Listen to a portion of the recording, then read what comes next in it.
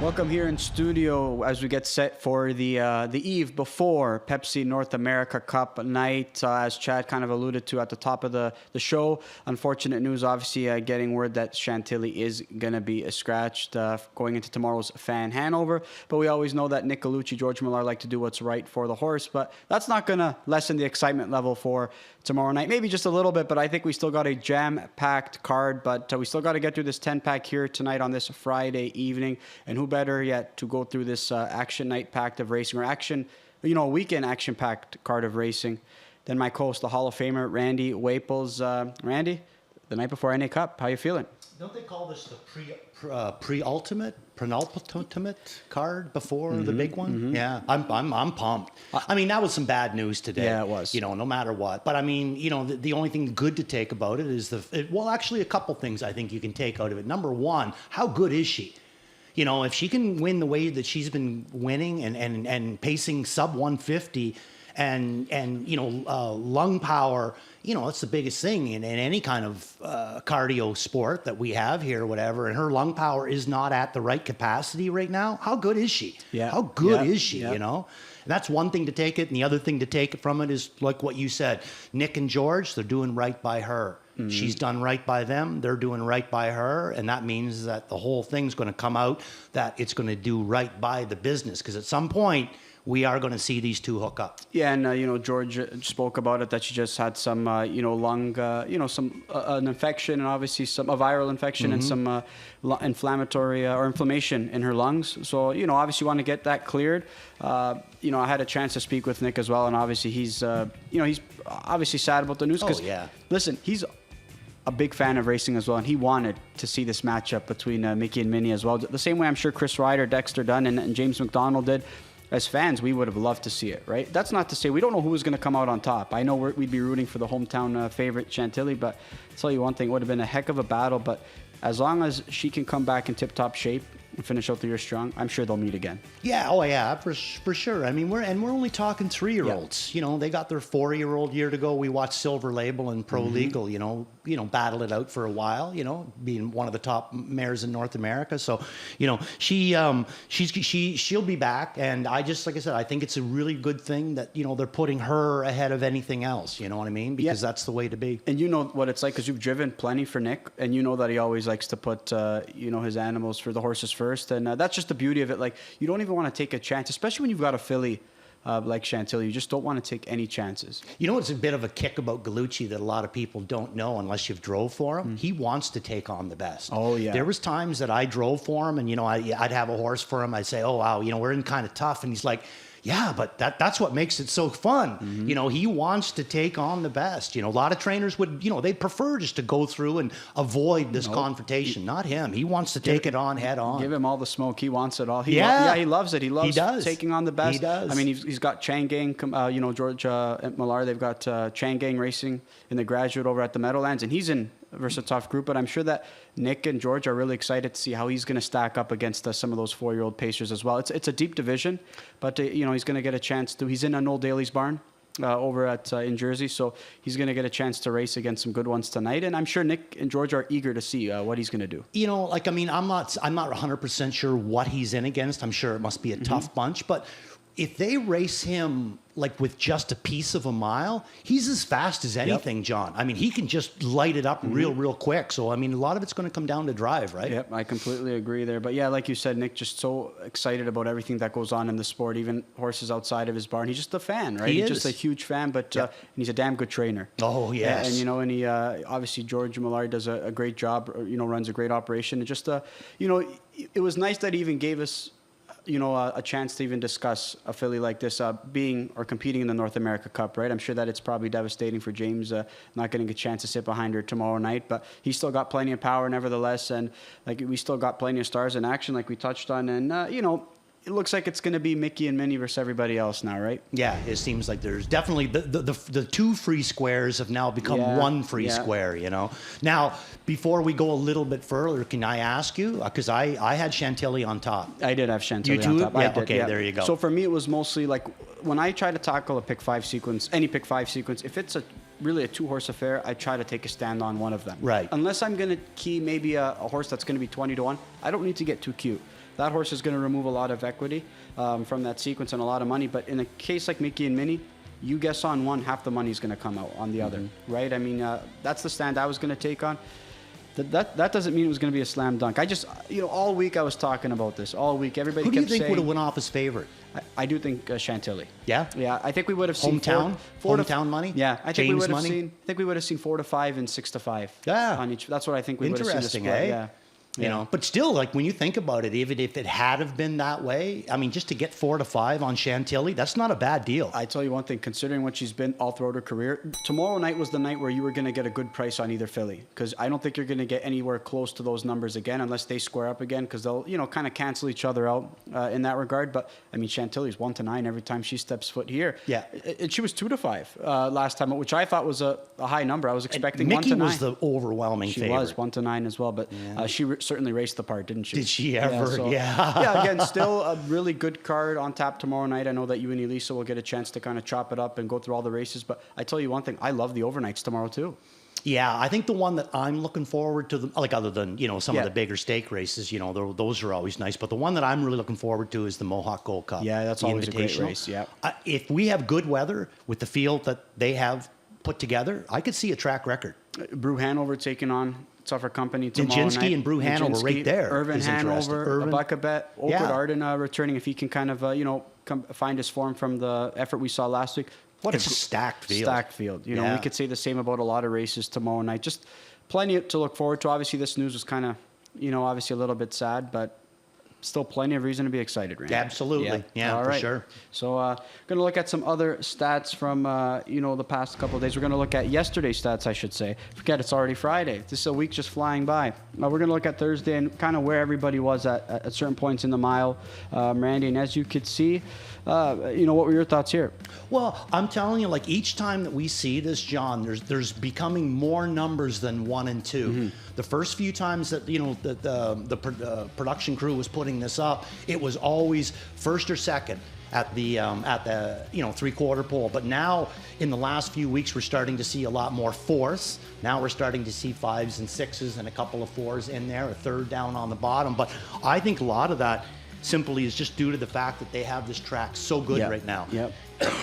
And sometimes when a track gets too fast, it becomes really speed oriented, But I always thought that our circuit and the Meadowlands was very lucky that way because they have such a deep horse colony that, a lot of times horses just aren't going to run away from a deep group of horses, you know what I mean? Like we've been seeing it a bit with Brew Hanover, but it's a deeper field this week. Deeper. If he wins, he's going to earn it. He's going to earn it. And if he does the running out in the stretch, I think this time, one of those horses, if they're on his back, they'll make him pay. Yeah, we saw some nice tactical drives last night from, obviously people say front end, obviously it's a high winning percentage now in today's game in harness racing, but we saw some great drives on the front end that really benefited. How about the last? We were both on Kira Seelster. Mm-hmm. And that was a great drive, right? It was. Opened her up at the 3/4 pole, did JD to kind of get that separation on Superior Delight. You and I were talking about it before they, went to the gate. And just some other drives that maybe unlucky spots that worked out. We saw in the 5th race, the Time Machine was sitting 5th at the 3/4 pole and was able to find a seam late. So, obviously you got to drive your horse to the best of their ability and the trip that they need. But at the same time, you still got to, you got to give them a chance. And it's more than, being on the lead is more than just going there and hoping that you can carry it through. There's some tactics involved in it as well, and you'd be the first to know that as well. Yeah, well, they would never let me cut it out. No. Nobody wanted to play with me. They always put me at the back. But Kira Seelster, I think what's interesting with her too is we watched her win last night. She was trending to that win, and to me, that's not her best style of racing. No. I think coming from off of a helmet, that is when we're really going to see her. So now he's got her tightened up. He can race her either way. If he races her from off, we might be looking at some double up capabilities with her. All right, and obviously speaking of some horses trending in the right direction, we might see some horses tonight during this 10-pack that are trending in the right direction as well to maybe find their way to the winner's circle. We're going to start off with race number 1, Randy, and we're going to start off with a group of maidens, and this is a tricky race to kick start this early pick 5, guaranteed at $100,000 today. So make sure you punch those pick 5s wager in because you're going to get a pretty good pool, I would say. Morning line favorite is the 1-horse backup plan.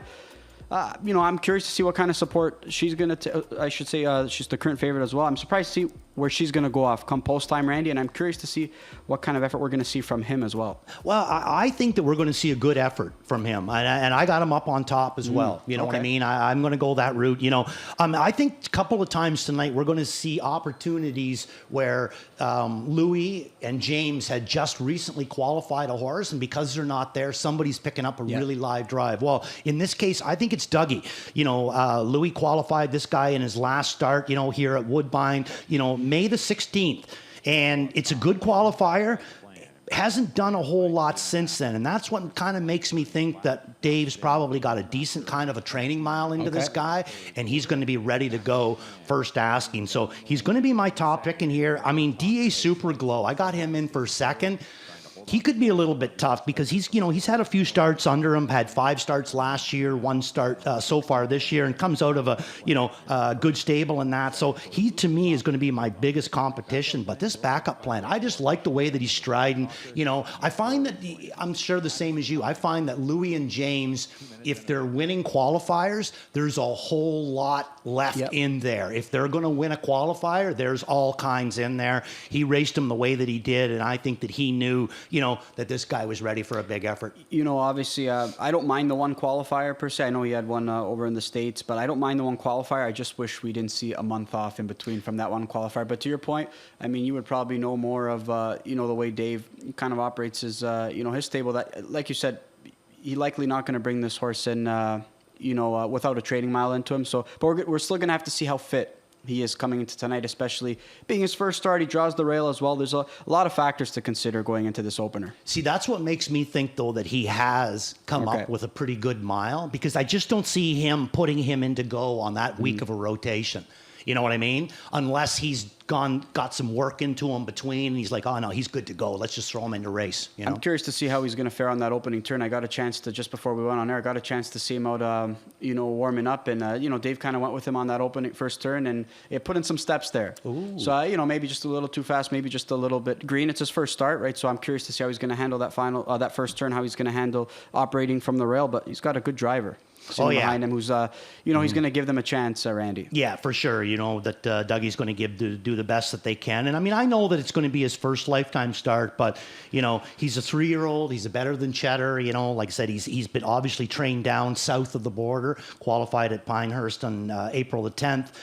Misses a month, comes back up here on May, comes up with a wicked qualifier. Now he misses a month. Maybe he's telling us something. What do you make of, quickly your thoughts, what do you make of the Foreshadow of an Angel? Looks like he just doesn't really like doing the heavy lifting on the front end. Are you hoping maybe for a different, style or a different kind of drive here tonight tactically? I've seen them race him both times. I like the way, when they raced him a couple times from off the pace. Yeah. Always seem to have good energy on the end of it there. Good couple of races on the front end. Each time he gets a little bit closer to a win, but I just don't see the same kind of power on front that this one shows me coming from off the pace. So I am kind of hoping that maybe Bobby finds him a helmet, threw him in for third because big wheels on the end of him. But I really only look at the 1 and the 9 as the ultimate win candidates. Yeah, I'm curious to see what we're going to see from the 5-horse, the rider. I think that he had a lot left in the tank off that win at London. I thought that at Western Fair, I used him on top. He was going to be my best bet last time out.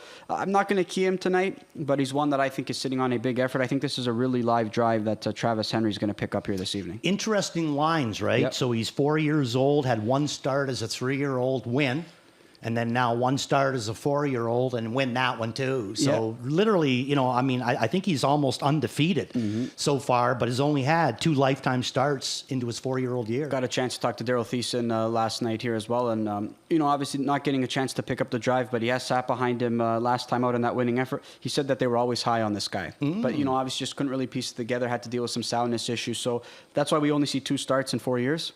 2 starts going to his 4-year-old campaign. So, hopefully he can start to piece it together. But I think there's talent there, and I think, there's a reason I think he's still sticking around as well. Yeah, I agree. Now, what about the 3-horse? Did you throw him in? Because I didn't use him, but I do think he's going to be dangerous in here. He fits this group. It's just not one that I'm going to peg on top or as a win candidate. I hear that. All right, there's our thoughts. Race number 1. Good way to kick off this early pick 5. And Randy, race number 3, we're going to see our first 2-year-old race of the season. We got a chance to see plenty of baby races over the last couple of days. I believe we had 12 or 13 today, or 12 or 13 yesterday, so a bunch over the last couple of days.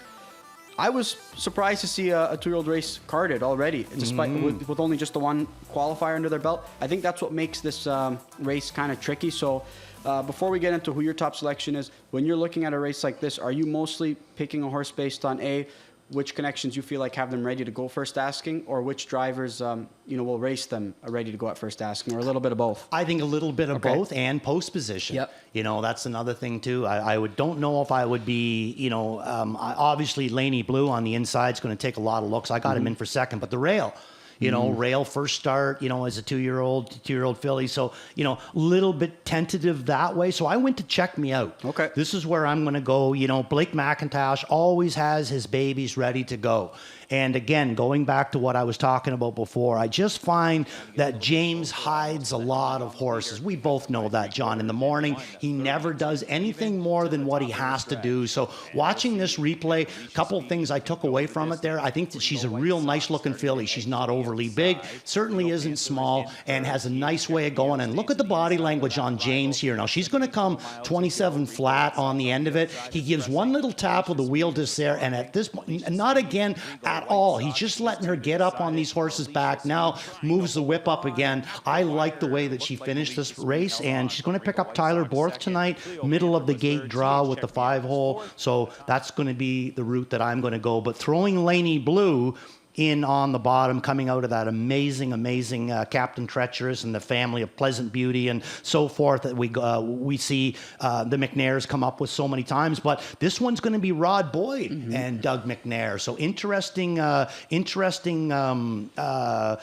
one in here. Like I said, $16,000 Lexington purchase bred by Crawford Farms out of an Art Major mare. So interesting kind of a horse. Love the barn that he comes out of. I think Rod Boyd is one of those very underrated horsemen. But there's a couple of them in here too. Look at Jeff Williams. He's got 2 ready to go as well. You know what I mean? And a couple of his really look like they're live horses as well. Which way did you go? You know what?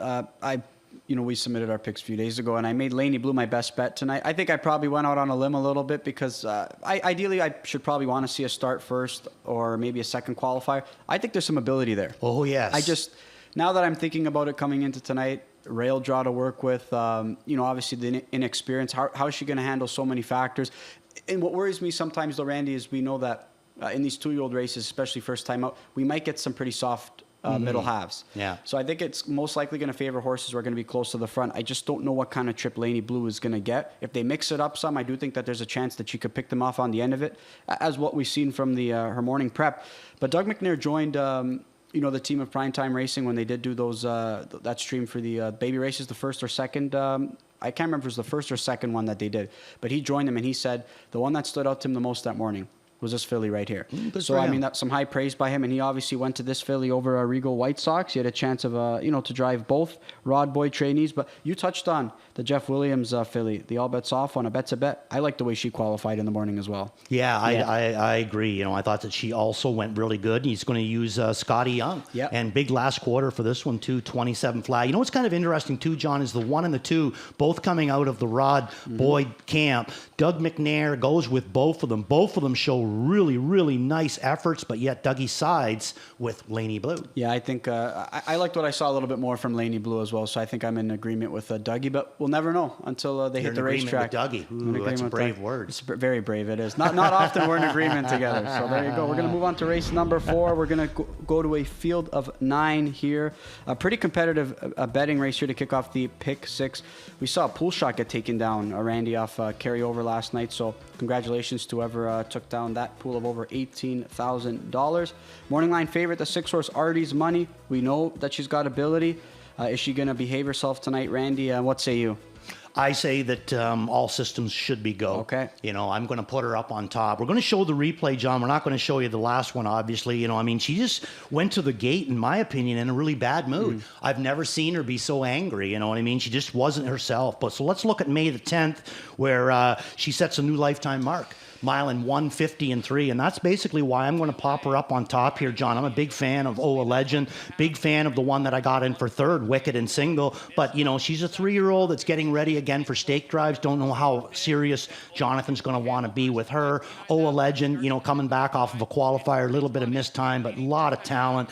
Lane side in control on the outside. I'm using McNair a lot tonight, but this girl here has got some serious ability. And I mean, this replay that I'm showing you where she's won, you know, by open lengths, you got to remember something there. A couple of times there, she looked like horses were actually going to get to her at the head of the lane, get right up alongside of her, and maybe even get their nose out in front of her.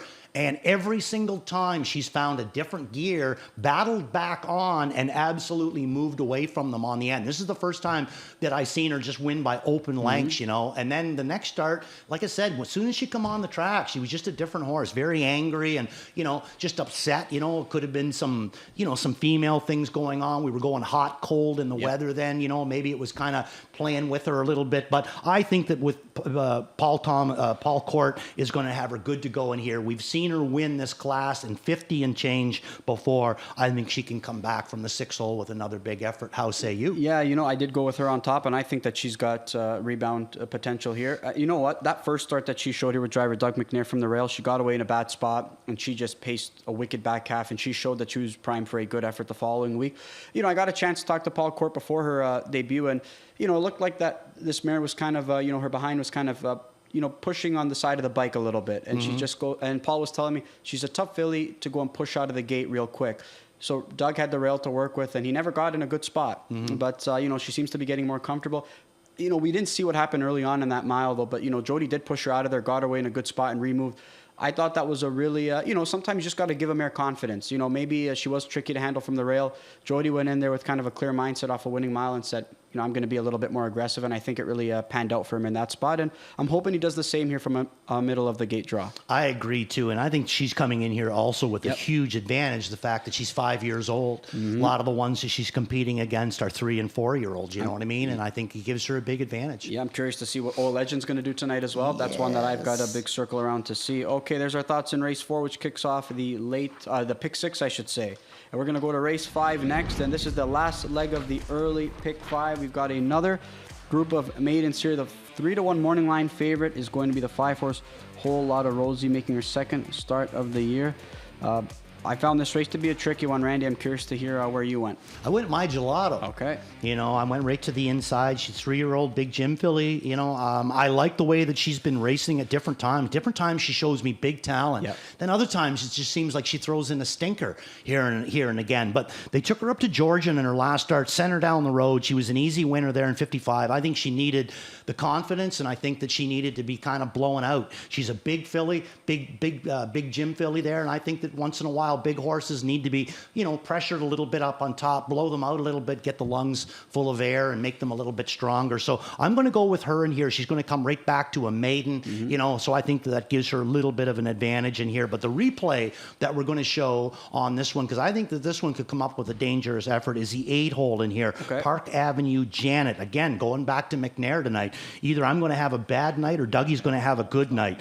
This is another Dave Maneri one. Again, qualified by Louis Waugh and was, looks like at the time, maybe trained by Jeff Gillis as well. So now going to make a start in the Maneri stable, and Dougie McNair jumping up. But again, here she comes, and, you know, not an overly big filly, but, you know, Louis got good body language, gives the shaft a little tap there, see what she does, and boy, she finds another gear, and here she comes forward again, and right down in through here, boy, she's whistling right in through here. I thought it was a really, really nice effort. Don't really sure what they're going to do from the outside, but I threw her in for a part of it. I think that if she shows big speed like that on the end of the mile, she could get up and grab me a second. Yeah, a couple of hot racing stable horses, you know, being sent over to the Dave Maneri stable now.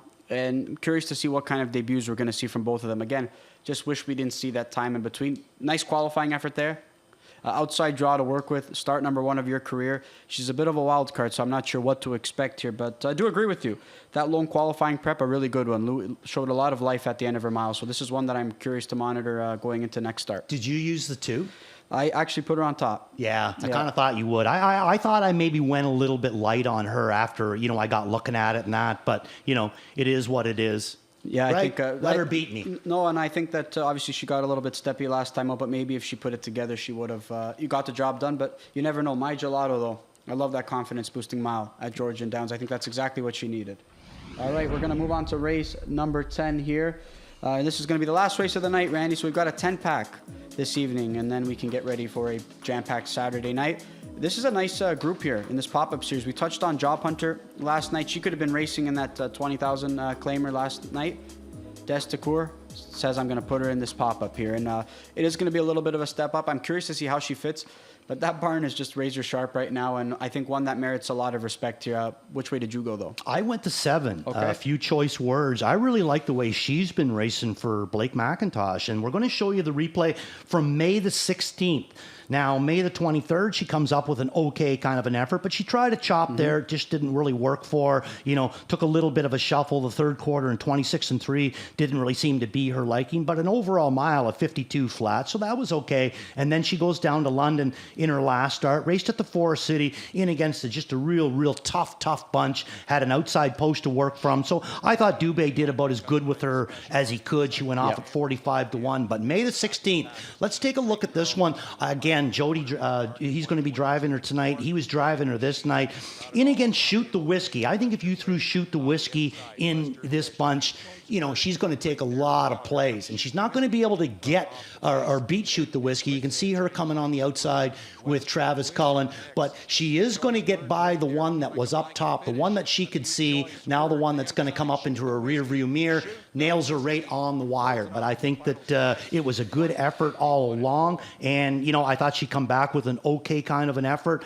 The one down at the Forest City, I'm willing to throw that one out. Outside post, really deep bunch of older mares in there. So I thought that Dubé did right by her. Only 4 years old. We should be able to see a lot, in the future with her. So a few choice words the way I'm going to go. This is a perfect spot for her. She fits this pop-up series. She's made 20,000 this year, almost close to, because of the company she's been taking on. Just tougher spots. Cookies are ready. There you go.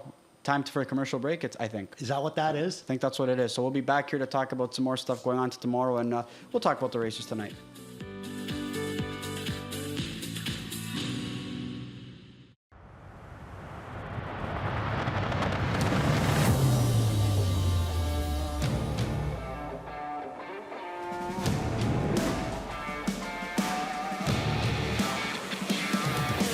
$1 million Pepsi North America Cup final. Can't cheer for them all, or can you? It's a great one. Here we go. Sprint is on with $1 million on the line. Captain's quarters leads the way. Here comes Nijinsky breathing fire. Drawn clear.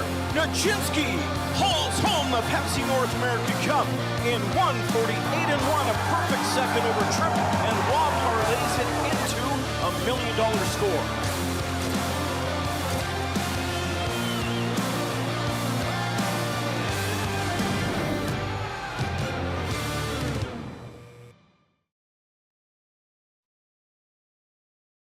Love horse racing?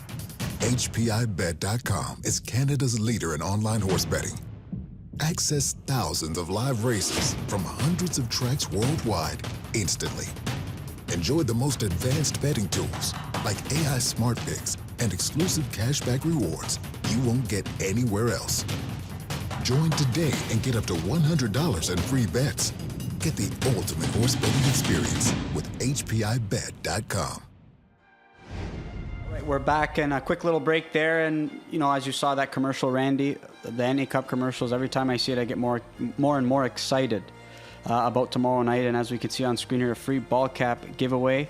If you show up, you get a cap, and talk about getting more and more excited. I keep getting more and more messages about, can you get me a hat? I'm going to have like a room full of hats at that point. I don't even know if they'll have enough for me for all the requests that I'm getting. But hey, show up and get one there That's you go. There you go. You and me might have to take a road trip to Pepsi there and just, clean them right out. Oh, exactly. No kidding. I mean, I don't know if I'm going to need help. I'm going to need a wheelbarrow. Yeah, wheelbarrow. Get all there you go. Never mind cash. We're going to need all full of hats there. And speaking of cash, so there's going to be good opportunities to be cashing some tickets tomorrow night. Great wagering menu that we've got on wicked. tap tomorrow. $100,000 guaranteed early pick 5, $100,000 guaranteed all stakes pick 5.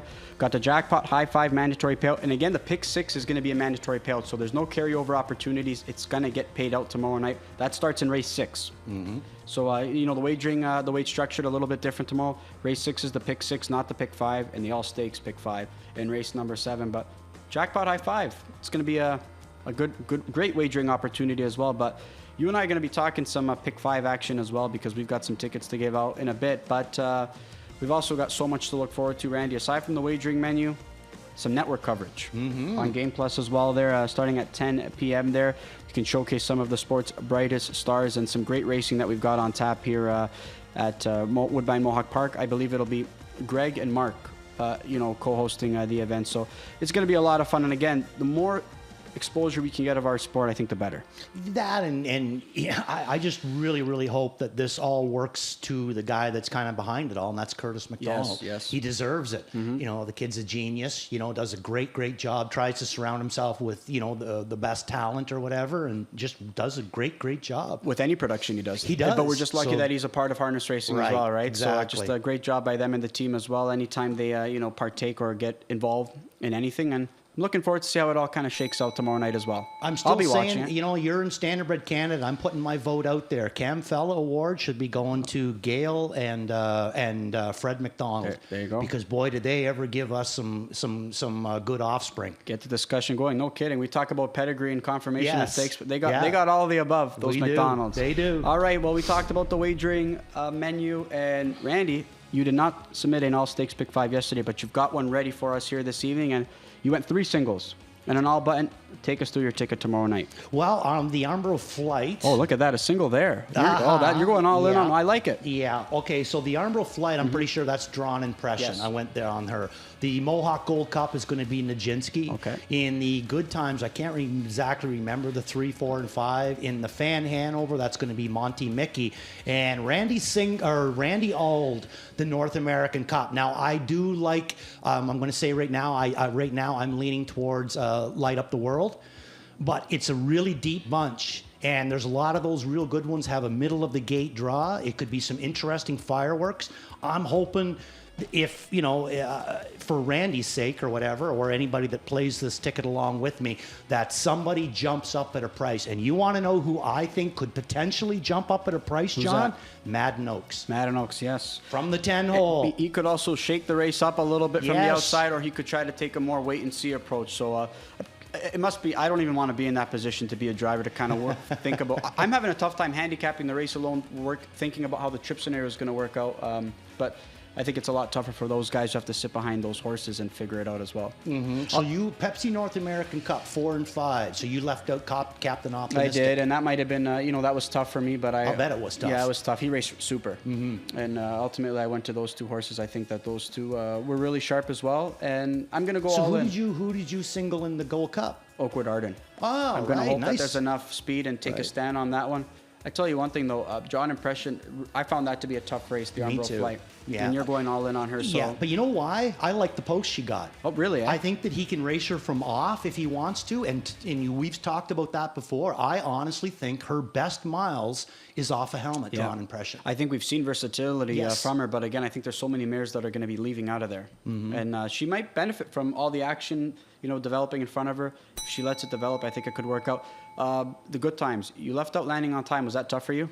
Yeah, well, Especially from pole 6. right? And I want to see Rick Zeron have a big night. You know what I mean? So I like Rick, and I hope that it works out for him. But I'm just going with who I think can get the job done in there, because I'm singling in there as well. My big thing was I wanted to keep it as light as I possibly could, because I really think that there could be a bit of a burner in the NA Cup. Did you not go 3 deep in that race, or was I? Yeah. 3. So Yeah. you went to Galen Urso as well, who you were talking up pretty good in that limb, and he put forth a super performance. It's hard to leave him off. Yeah. With all those equipment changes that came in last week, and the way that he looked in that race, draws a good post position. I couldn't leave him off. Yeah, really. I know Motorcon Legacy is going to be the favorite in that race. All eyes will be on him, but some other horses that could play spoiler too. LMC Wagon Wheel, who you used. I used him. He was really good. Yeah. I got him in for 3rd. I think he's, the big thing was the single on Drawn Impression, not using, Date Square. Dial Square. Dial Square. Call Me Goo even is tough. Yeah, she was tough too. You know what I mean? Not using that Aki juggernaut there or whatever. But I am a big believer in drawn impression. And what have you told me before? If you're a believer, take a stand. Yeah, absolutely. I like that you did that in that race. And hopefully if you're alive in the Pepsi North America Cup, you're just home and cool. Can you imagine? Can you imagine if you did get through there and they're going into that with an all button? You just root for chaos at that point. That's what you root for. Yeah. And then a price. All right. Speaking of chaos, sometimes we could see chaos in a field of 12 in this jackpot high five mandatory payout.